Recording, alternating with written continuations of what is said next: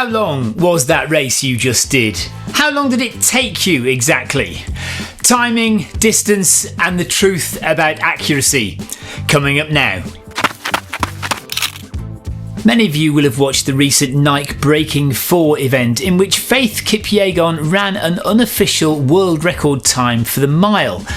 Now, while she didn't hit her original goal of a sub 4 minute mile, the big talking point became the timing of the event.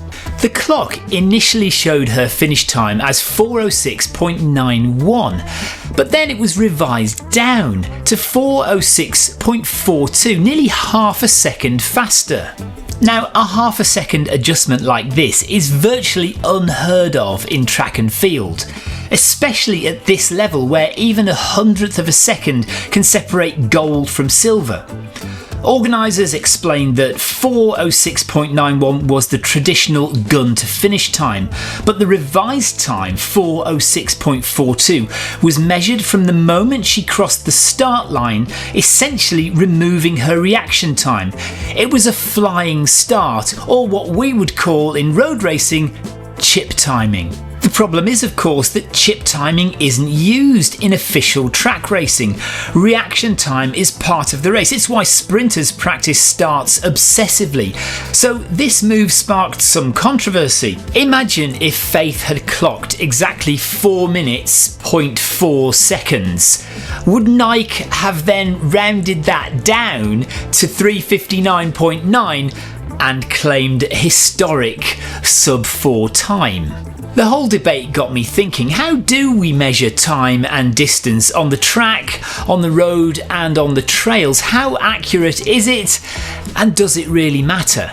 Track race timing is pretty much as precise as it gets. It's gun to finish line, reaction time included. Even in the longest of track races, 10,000 metres, the timing is down to the 100th of a second. Distance, well, that's fixed. If you run one lap round the track, that is 400 metres, regardless of whether you go into lanes 2 or 3 to overtake other runners. Adding extra metres to your actual run distance, your run distance is always fixed. Officially, you ran 400 metres, that's just part of the game, and if you add any extra distance on, that's on you. On the roads, it gets a little more complicated. We have gun time, but now we also have chip time. The elite runners start at the front and their finish time and their result is based on the gun time, but the vast majority of runners rely on chip time for their results. It's a rolling start where the timing only starts once you cross the start line. Back in 2008, Wesley Career ran an incredible time at the Chicago Marathon. But he started in wave 2, 5 minutes behind the elite athletes. His finish time put him in 4th place overall, but he wasn't credited with 4th place because the official results go on gun time, leaving him 5 minutes further back. That might seem very unfair on Wesley, who did run an amazing time. But for the elite athletes, they have to know who they're racing. You can't race against someone who isn't there physically. In terms of distance, a marathon is 42.195 kilometres. We always round it up, don't we, to 42.2. But when you complete a marathon, you are credited with having completed 42.195 kilometres. However, when you look at what you've actually run, things get a little bit more complicated. World Athletics stipulates that marathon courses need to have a short course prevention factor built in. This is around 0.1% of the course distance. For a 10k, that's negligible, it's about 10 metres. But for a marathon, this can work out 40 up to 50 metres extra distance, deliberately built into the course. Then of course there's the blue line, that perfect racing line which gives you the optimal distance to run. No more, no less. Elite athletes try and follow that line, and many of us in the mid-pack try and follow it as well. Otherwise, weaving in and out of runners and jumping onto curbs and round parked cars accumulates distance. Many runners will finish a marathon way over 42.2 kilometres. I finished marathons 42.6, 42.7 kilometres before. GPS on your watch can also add distance or sometimes take it away, so you're never entirely sure exactly how far you've run. This becomes crucial if you're aiming for a PB. You might hit 42.2 kilometres at your goal pace, and yet the finish line is still 300 metres away. This can be absolute heartbreak and very frustrating. So use the physical course markers on the road as well as your watch when pacing, and always budget in a few bonus metres when calculating your splits. Of course, sometimes the organisers get it completely wrong. Famously, the Manchester Marathon between 2013 and 2015 was found to be 380 metres short. Thousands of PBs invalidated overnight. In 2021, the Brighton Marathon suffered the opposite, where the course was 568 metres too long. Thousands of runners missed their goals. Some people realised as early as mile 10, but they were never going to make up the time or the distance. And then at the 1995 World Championships in Gothenburg, a critical error meant the women's marathon was 400 metres short. They were supposed to run 4 laps of the track before heading out onto the roads. They only did 3. Some of the runners thought they'd qualified for the Olympics with their amazingly fast times. They hadn't. Surely you can't be serious. I am serious. And don't call me Shirley. And then we come to trail and ultra running, where things are a little bit more relaxed. Timing remains much the same. We have gun time and chip time. The elites in the big races like UTMB and Western States are still ranked on gun time, and the rest of us are still ranked on chip time. But it's distance where things get completely wild. Accuracy goes out the window compared to the official advertised distance.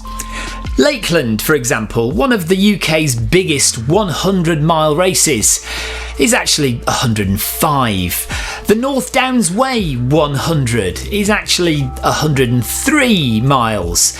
The Thames Path 100, another Centurion event, 102 miles. Even the UTMB flagship race, advertised as 108 miles officially, works out at 114 miles. I mean, who knows? In the mountains, again, your GPS watch can play havoc, but it's almost always way over 108. Another UTMB race, the TDS, which I've done a couple of times, it's advertised as 145 kilometres, but virtually everyone comes out with way more than that, and usually up to 100 miles, 160 kilometres or so for TDS.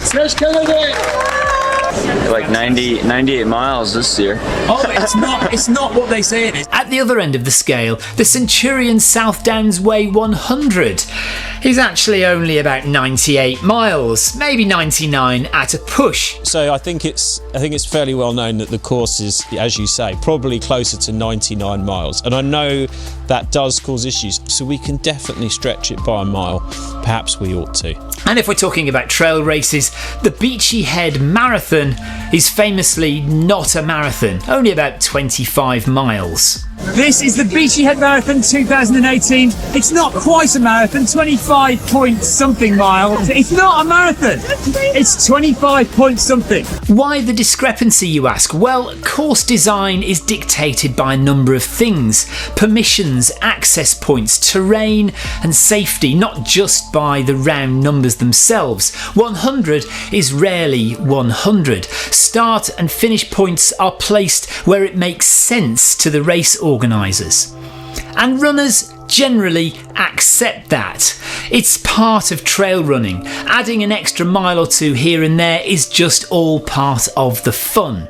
Famously, Centurion's James Elson, race director of the Centurion races, often says at the race briefing at the beginning of each race, "Don't come to me at the end and show me your watch. I don't care." I don't want to see any more watches with a 99 on. I'd far rather see that, mind you, than 105 where they've got lost. So. And that's exactly how it should be. Trail running isn't about chasing perfection. It's about managing chaos. The terrain is rough, the distances are loose, the clock doesn't care about the seconds.